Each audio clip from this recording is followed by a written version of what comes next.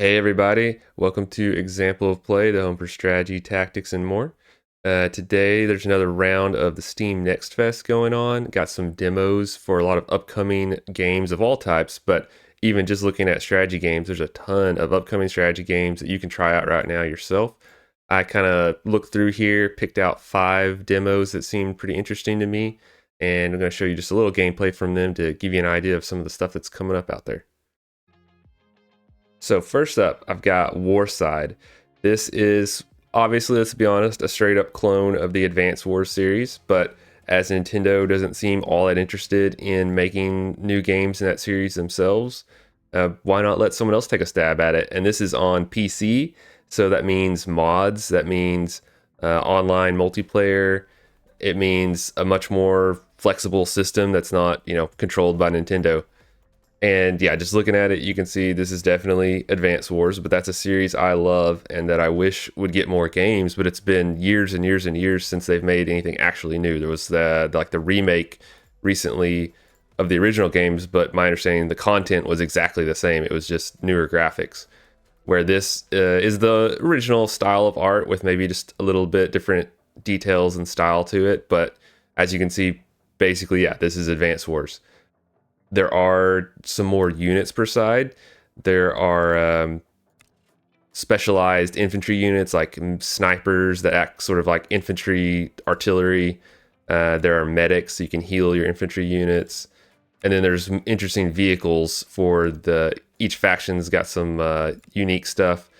There's a campaign, there's multiplayer. It's got a lot and it handles really well. It handles basically the same as like Advanced Wars would. Here, this mission, there's a little campaign you can play. Speaking of the demo specifically, it's got a tutorial campaign. Basically, you start off here this battle with just some basic units.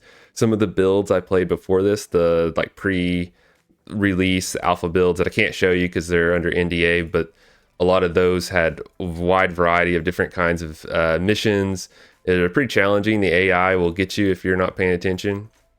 It's got kind of the classic thing, like here you see the little animation. I think right now the sound, they've just been adding in like sound and graphics as they go, but the game is looking pretty decent at this point. I think it's releasing in January. So yeah, if you like Advance Wars and you wish Nintendo would put out a new one, and well, here you go. And like I said, the exciting thing with this is that it has mods and scenario editor, stuff like that is fully on the developer's mind. So expect to have a lot of replayability from this one if it takes off and you get some people out there making content and mods for it. Fun game, plays exactly like what you'd expect. It is a clone, but it's a pretty good one. And I figured, okay, we'll play a little bit of a mission here just so you can see how it plays. Got our infantry, just like in Advanced Wars, gonna have them capture some locations, start getting us some income. You do have a commander who has like a special power, and there's different commanders that charge up over time, just like in Advanced Wars. And then we do have way more unit variety, so we'll see that here in a second. This is kind of a fairly balanced fight, just trying to take this town. They got some artillery, you gotta watch out for that. Then we have some tanks. Move up a little bit. Take cover in those cacti.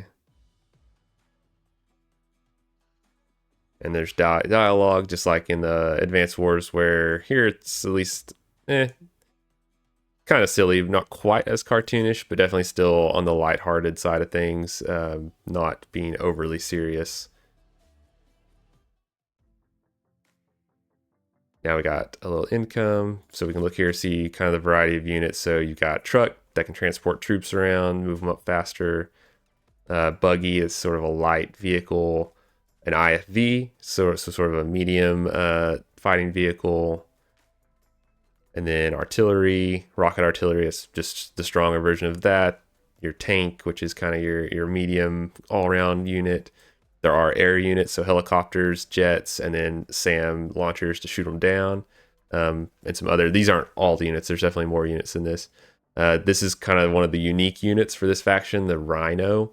It's basically a big bulldozer. It can't directly do damage, but it can push enemy units. As you see, it's really expensive. but it's a very special use case, but can be super strong. Uh, you can, I think, yeah, you can like run over infantry, but you can't really directly damage um, or certain enemies. You can hit really hard, but if there's water, especially, you can like push an enemy tank into water and just instantly kill it. So it's definitely a special use case, but adds another wrinkle to strategy, like holding a bridge or something with these guys is great. And then the giant, which is just a really big tank. And then if we're looking at infantry, right now we got just basic infantry, but then also snipers, which, like I said, are kind of like infantry artillery. They can shoot at range. And then the medic, which lets you heal up your infantry guys, which I don't think you could do in Advanced Wars, or you had to send them back and like they had to sit in a city or somewhere to heal up over time. Can't remember if that was in that or not, but in this game there is like an actual medic unit, so you can heal up your infantry guys and keep them in the fight longer. Keep capturing some territory, moving some guys up, and we'll build our own artillery.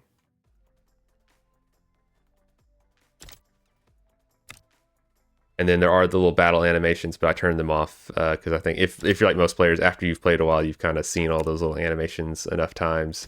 Though they are good, but for our purposes here, I'm gonna turn them off since you don't want to waste a bunch of time watching them over and over. And then yeah, badly positioned those guys, got them killed. Let's see if we can capture some more buildings. So the more buildings you control, the more income you have. You can build more units. Right now we don't have a whole lot coming in. We could build another infantry unit. But you get the idea. This is just like classic Advanced Wars gameplay, but with new units, a little more variety, more kind of intermediate steps, where Advanced Wars, yeah, it was really tight, highly balanced, but here you got some more like intermediary units like these IFV guys, sniper infantry, medic infantry. So that mixes it up. It's not the exact same game, though gameplay wise very similar. The thing I'm really excited about, like I mentioned before, is that since this is on PC and it's a very open platform, the developers, since I've been following the Kickstarter when it originally started, have been very clear that they want the game to be moddable. They want you to be able to make your own scenarios and campaigns. So there's a map editor that they're working on, all that kind of stuff. That once you get this game, it will be a way, like someone could come in and recreate the Advanced Wars campaigns, if you really wanted to. And in my experience so far, the AI is pretty decent. If you're fooling around here like me, you're probably going to get wiped out. Oh, should have had those guys capture there. Yeah, this is Warside, a Advanced Wars inspired game that's going to give you some new campaigns, some new missions to play Advanced Wars on PC, which is something I've always wanted to see. There is multiplayer. I tried to hop in there. I was hoping maybe with the demo going on, someone would be playing it, but I didn't see anybody. But definitely a game that would be great for multiplayer too. All right, so next up we have a sequel to a really interesting strategy game that came out a few years ago. This is Radio Commander Pacific Campaign. This is a game where you're controlling forces in combat from like the headquarters. The radio, you're talking on the radio, you're telling people where to go, but you're not actually seeing the action yourself. You're looking at a map. This is most of the gameplay is you looking at a map like this where these icons for the units, they don't move on their own. You have to move them around yourself. So everything you see here is based on information you collect as you go. The first game, if you ever played it, was about Vietnam. And so it had you moving infantry through the jungle, sending in helicopters, pick up guys, securing landing zones, stuff like that. This shifts the action to the Pacific. It's going to be interesting to see what other kind of changes they made besides just the setting. Obviously, in the first game, a big part of it was helicopters waiting for guys to get flown in and out. If you had casualties, you had to send in helicopters to medevac them if you could. You had to worry about your units, ammo. A really interesting take on strategy because, like I said, you can't see anything in live action. What you see here is just based on the information you get over the radio and then the orders you send out.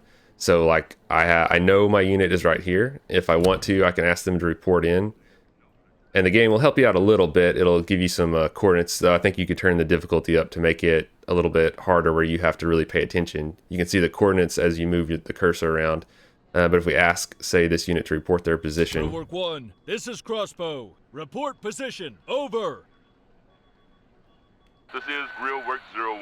Reporting position to 14866. Moving to 20587. Out. So the game will help you out a little bit. It'll flash on the map where those coordinates are, though you can see them yourself if you really wanted to. But it kind of helps. You can just click and see, okay, that's where they are. That's where they're moving to. But until we ask them to report in again, we just know they're somewhere between these 2 points, making their way as they go. All right, just to jump ahead to the next mission after the tutorial. So here, this mission, I am landing on this little island. Got an airstrip over here that we're trying to capture, and then we got 3 infantry units landing here. And then the initial orders were to have us secure this beachhead here so we can get some tank units as well. Terrain does play a factor. You can see there's these elevation markings, so taking like a hill helps you out. There's forest versus road versus other terrain to control. And so while the graphics are really simple, there's not a lot going on. Like right now, I drew, and then you can draw on the map. So if you want to like kind of draw out your plans where you think stuff's going to be, you can draw, and then you can erase it, and that helps you kind of keep track of what you're doing, which I found when playing the first game, you definitely was helpful to kind of have an idea of what route I was expecting my units to take, so I kind of knew where they were just at a glance. Like right now, I know that these guys started here. I've ordered them to move inland, but I can't see where they are exactly. And then it's in real time, so if we just sit here, it takes forever, so you can kind of speed it up. We'll see if we get into contact here. Position reached. We are at 25587. Out. So I know those guys are right there now. These other guys are probably right here. So you kind of get the idea that you're having to manually move these markers around and kind of keep track of what are you trying to do, where are your guys right now. And it seems really simple, like I said, but as you play, we are at 246. As you play, it gets more and more complicated. So like right now, these guys are here. These are still moving. No contact with the enemy yet. But you kind of, you're sitting here. You're like, well, I know they're going to run into some enemy here at some point, but where? And am I going to be way out of position? Because the way that it's in real time, if your units are way out of position, it might be 20, 30 minutes before anyone can come to help them. And so that really adds to the tension. Let's jump ahead just a little bit, see if we can get into combat, just so we see that a little bit. All right, so now my guys have run into some contact with the enemy. We've got at least one enemy infantry unit here. We'll orders Grill Work 2, have them engage. So the way you do orders, you can use hotkeys down here. You order them to move, engage, withdraw, stuff like that, or report their status. So we'll have them engage. Grill Work 2, this is Crossbow. Engage. Over. This is Grill Work 02, moving into position to engage the enemy at 22689. Out. And then the other interesting thing is, it's the radio, so traffic, there can only be so much radio traffic at a time, so you might have to wait a minute to give an order. We're taking casualties. Out. Crossbow. This is Grill Work 01. Moving into position to engage the enemy at 2258889. Out. Crossbow. This is Grill Work 02. We've identified infantry at 221891 and enemy out. So you kind of get the idea. Grill Work 02. Shooting at enemy. Yeah, they're still shooting in combat. So that kind of gives you an idea. But yeah, very plain graphics, but just the need to manually track the unit's position, that you're giving these orders, and then now I'm sitting here in silence waiting to hear what happens. We've lost visual on enemy infantry at 221891. Out. And then you got to wait for these reports to come in because of the nature of it's a radio. Like sometimes you have to, like if I ask for this unit for their status, but these guys are talking on the radio, it might be a couple minutes before we get around to them. We got these guys, they're taking casualties. And so as the battle goes on, you can't see exactly what's happening in real time. And so that does add some tension to the game, and it makes for this interesting experience. And it's really good as just a strategy game, because you do have these units that are moving in realistic time frames. And so you have to kind of think like, how am I going to move these guys all the way across this island? Just going to go straight across through this rough forest and everything. They're going to be tired by the time they get there. Take these roads, which they move better on the roads, but is the enemy going to be waiting to ambush us somewhere? So the first game is really fun. Look forward to playing this specific campaign and seeing how it plays out. Now, this third game we're looking at is one that I had not even heard of before till I saw it as I was looking through some of the options. It's called Never Second in Rome. And this is a sort of RPG game where you are playing as a Roman centurion in command of a century. And it's like a RPG kind of troop management game mixed together. I really didn't know anything about it before getting into it. So you got like stats for your guy. When you start a campaign, you can come in here and set just like RPG style stats. Here, let's just work through it. And then you have like a history, and then you have like some perks here. So it'll be fearless, talented. You can see like, did you rise through the ranks? Were you commissioned directly? Pick a name. Let's be Decimus, Mummius, Cretonius, Crassicus, sure, whatever. And then here you have like your second in command. So you can pick who you want to be your second in command is, kind of back you up. And they have their own stats. And then this is your century. So as it says here, a century is actually not 100 guys, it's 80 guys. So that you kind of manage them. Right now we got 74 in it. We're the 10th cohort in the 11th Legion. And then the century has kind of its overall skills with different weapons and attributes also. And then, so this is our current status. So we've got the history. So the setting of this is kind of right at the end of the Republic. I already read through this before, but it gives you a history of the Republic up to the current situation and where you're sort of at, which is, yeah, right at the end of the Republic. Caesar coming along. Then you get here and you have your camp. You can pick how you want your guys to train.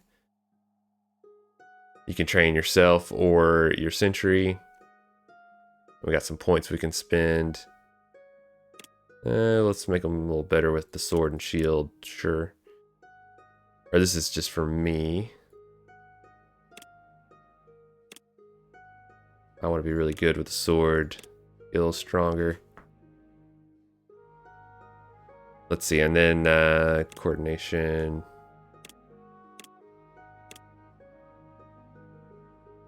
I don't know, we have a lot of points there.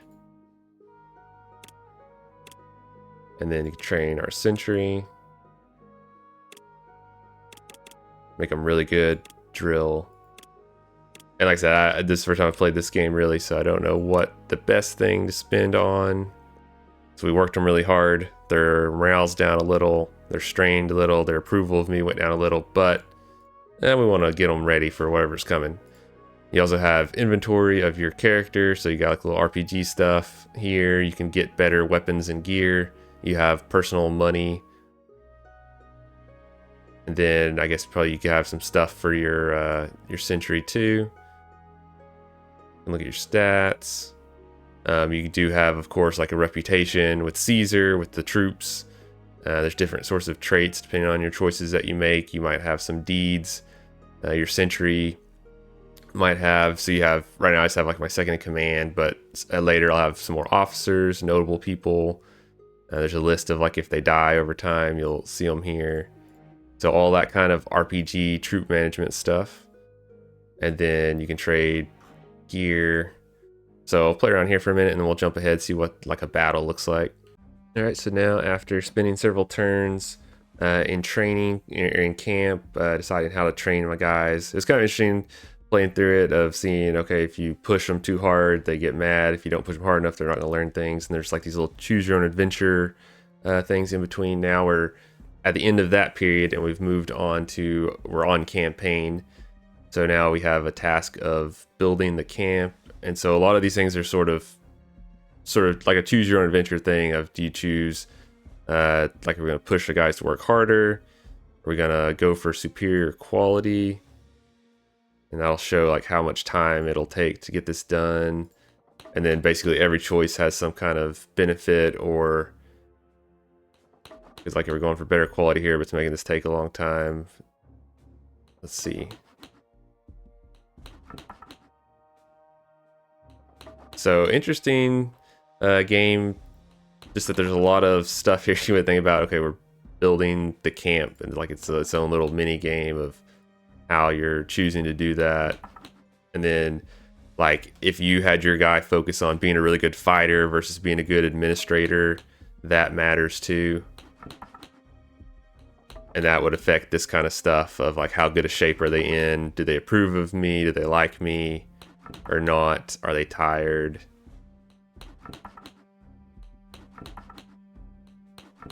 Let's see, we can spend a little time trying to make the camp like better, or just make them work harder.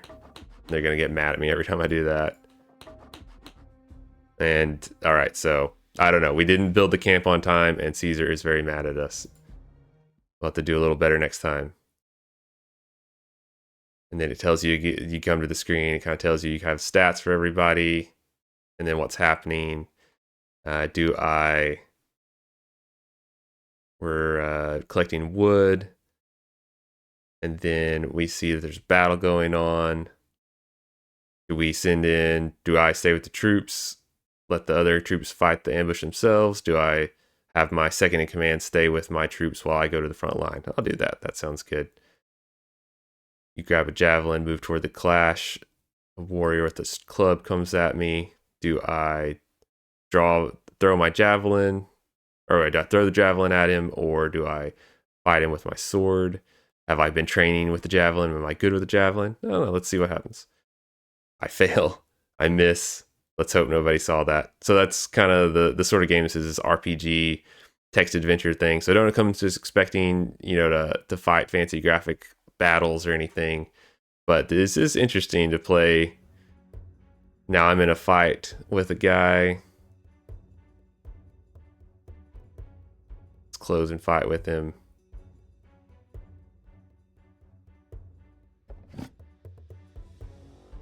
Oh man, so there's all this. So this gives you an idea what this game is like. I'd have to keep playing it a while to give you a really good impression of it, but I'm definitely interested. It's like a Roman Centurion RPG with these like RPG mechanics, but also managing your century, managing your officers, deciding how to train your guys, and then in combat here, do I have a lot of different options of how to fight? So like what your fighting style is gives you different choices down here. See how it goes. You got to think about, your guys are watching you fight. Do you build a reputation of being a really good fighter, or being a really good administrator, or try to do all the above? Or are you guys in good shape where they can build a camp on time, which might affect the campaign? Caesar's not going to be happy with you if you can't build the camp, but then if you do something great in battle, maybe that builds up your reputation. And then you have your personal wealth that you're building up. You have the approval of your troops to think about. So interesting game. I look forward to trying this a little bit more and getting a little deeper into it. Shifting gears ever so slightly, we're going to go from that game with Roman legions and basically mostly text to Empire of the Ants, which interestingly also has legions, also has you taking part in an empire, but it's an empire of ants, as the name suggests.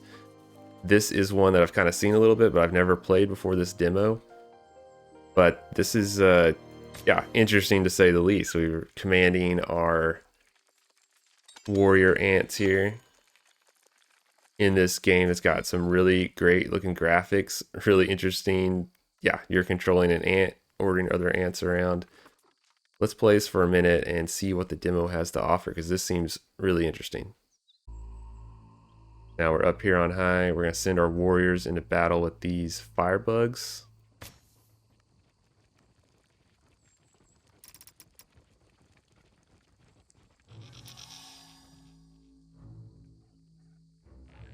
My guards are fighting now. Can I have... These are my gunner ants. I don't know if ants have guns, but Or if I can order them to help.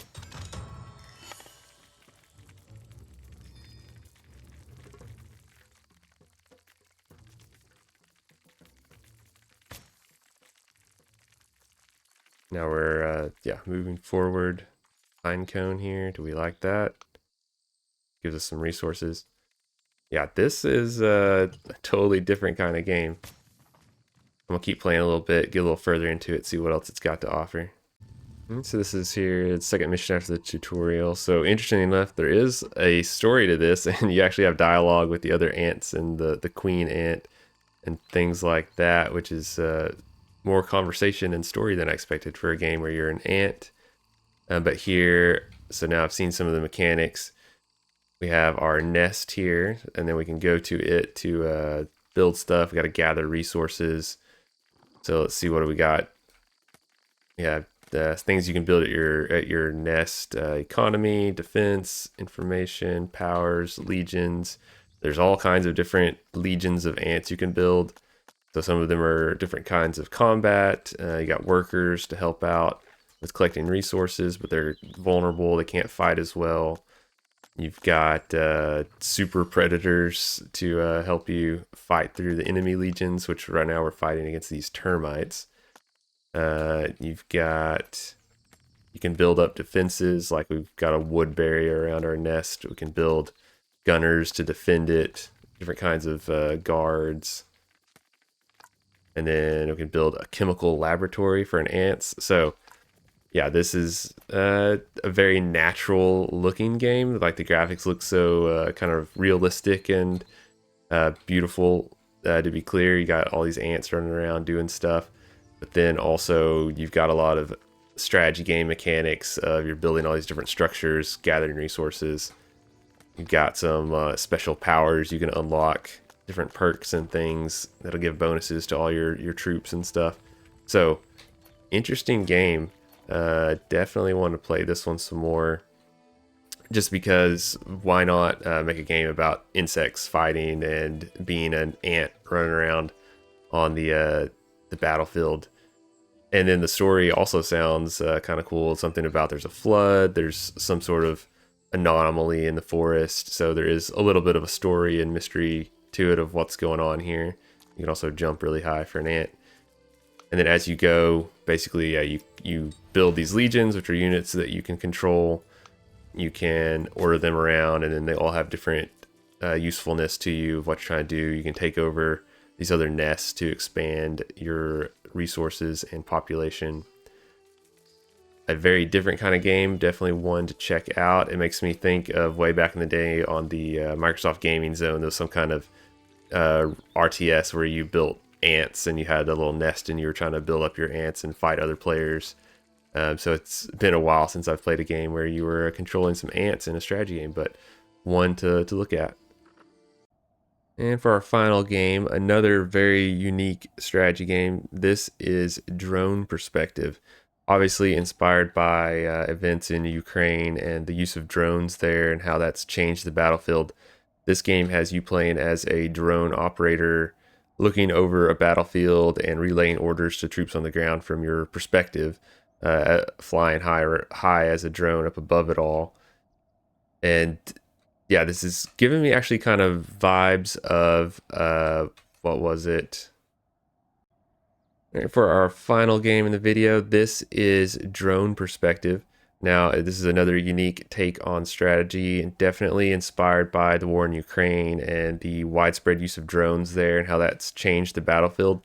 This game has you playing from the viewpoint of a drone operator looking over a battlefield and giving orders to troops down on the ground from your perspective up high, where you can float around and see things. It reminds me quite a bit so far of Brothers in Arms, old World War II shooter, where you were on the ground shooting with your rifle, leading a squad of guys, but really to ever be effective, you had to have your guys flank and suppress the enemy and use cover. And so this game definitely has vibes of that too, where right now this is the tutorial mission, but I've got two little squads of two guys, and we can move them into cover. We give them orders from here. and we got to keep them, yeah, out of the open. And then the enemy, if they're in cover, like these guys are in this trench line over here, obviously we're not going to be able to just take them head on. If we shoot at them from a distance, we're never going to be able to completely destroy them, or just like in that Brothers in Arms, if an enemy's in full cover, like you're not really going to be able to damage them. So you got to flank them. You got to find a way around. Another game, the Full Spectrum Warrior, was another game kind of like this, where you were concerned with flanking and cover, and just shooting at the enemy was almost useless most of the time, just directly firing at them. My guys they're moving up. Now they're in combat. Definitely a different vibe looking at it from here. Fairly immersive. It does feel like you're kind of piloting this drone around. You can't get too far away, you start losing the signal. You feel sort of detached, but also responsible for these guys. Like you can see what they can't, so you've got to make sure you're giving them good orders and not sending them into a bad spot. And then interesting thing to it also is that it's kind of framed, if we hit escape, the whole thing is framed as we are like looking at a laptop, and at any time, like you can actually go into the menu here and you have like emails. So I don't know if the story stuff, how that goes, if there's more to it as you go, because we can pop out of like an active combat to go look at our email and stuff, and then jump back into it and take control. So it makes me wonder, yeah, what's the story going to be like as you go? Is it just strictly playing these missions, or what's going on there? We'll have our guys try to suppress the enemy while these guys maneuver to flank them. They've got a rocket launcher, but it's got limited shots. Later we might have some artillery, but we don't have it here right now. We got those guys, we're trying to pin them down. Let's move our guys fast, see if they make it across this open ground here. And into this flanking position.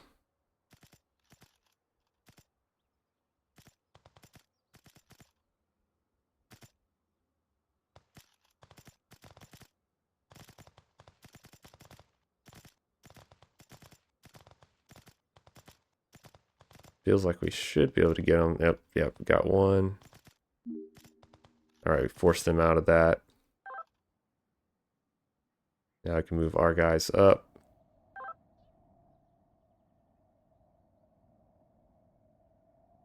Let's, I'll jump ahead. We'll see what the next mission is, if there's anything else interesting.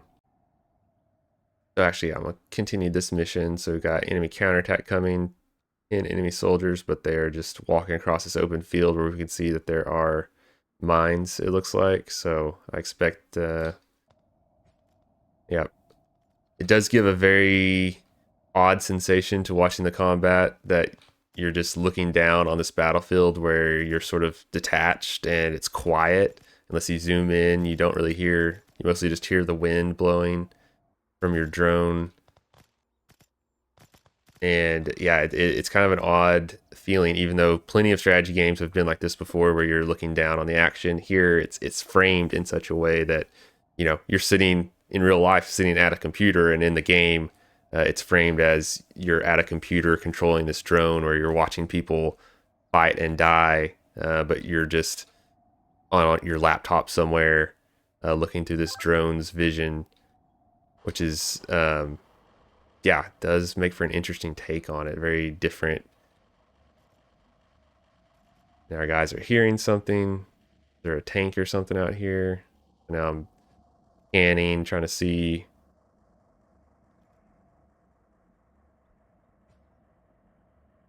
You see these guys stepping on mines out there, and you just hear just a very little muffled sound of it.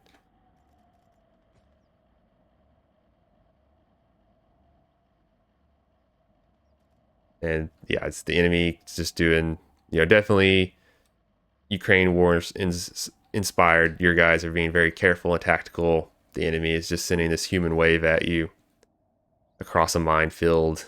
They have no chance of surviving. But yeah, we made it to that mission. One casualty, which was not fair to me. My guy stepped on a mine in an area where there's nothing marked. It seemed like that was where you're supposed to go, which was frustrating. But this is another one to watch, a very different kind of strategy game, a very interesting take on the genre of you're looking down on the battlefield just like you do in so many strategy games, but in this one it's framed in a realistic, immersive way that is really happening in the world right now, of guys looking through drones and relaying information to soldiers on the ground, and then you're just sitting there watching what happens and hoping that the guidance you're giving is going to keep your guys alive and not send them get them killed or something. So another game to check out in the Steam Next Fest. I hope between all these different videos you saw something interesting that you want to try out. The demos are available for at least like in one more day. So all of these are games you can play yourself right now on Steam if you want to jump in there. Thanks for watching. Hit subscribe if you want more strategy, tactics, and more. Thanks. Bye.